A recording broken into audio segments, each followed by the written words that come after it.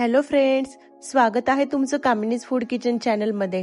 आज आपण कच्च्या कैरीपासून मस्त अशी रेसिपी बघणार आहोत, ते पण झटपट तयार होणारं आंबट गोड चवीचं सरबत।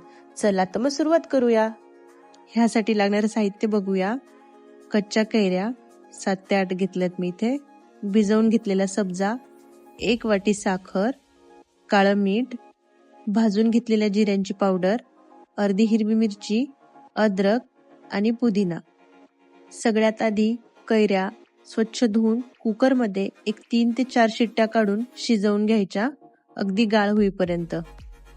अशा पद्धतीने कैऱ्या शिजवून त्याचा बारीक ज्यूस बनवून घेतलेला आहे।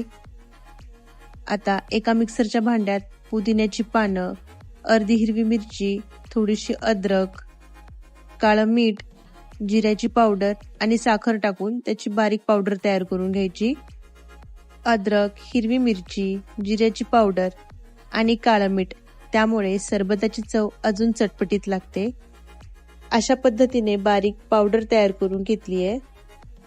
शिजवून थंड करून घेतलेल्या कैऱ्यांचा पल्प मिक्सरमध्ये बारीक फिरवून घ्यायचा। ह्यात बारीक करून घेतलेलं मिक्सर टाकून घ्यायचं। भिजवून घेतलेला सब्जा, थंड होण्यासाठी भरपूर असा बर्फ। आता हे सगळं एकजीव करून घ्यायचं। तुम्ही तुमच्या आवडीप्रमाणे ह्यात साखरेचं प्रमाण कमी किंवा जास्त करू शकता, पण शक्यतो कैरी जेवढी आंबट आहे तिच्या जोडीला गोडवा देण्यासाठी साखरेचा वापर करायचा, म्हणजेच आंबट गोड चव एकदम परफेक्ट होते। छान असं एकजीव झालंय। सरबत बनवताना सब्जा टाकल्यामुळे पोटाला थंडावा मिळतो।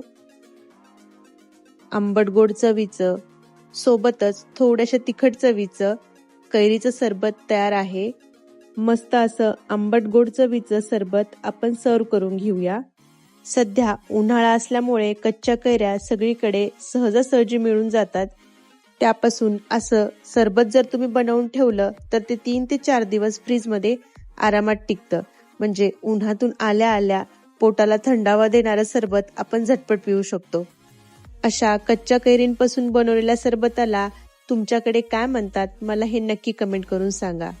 आजची रेसिपी आवडली असेल तर लाईक करा आणि चॅनलला सबस्क्राईब। परत भेटूया अशाच नवीन रेसिपींसोबत। तोपर्यंत बाय बाय।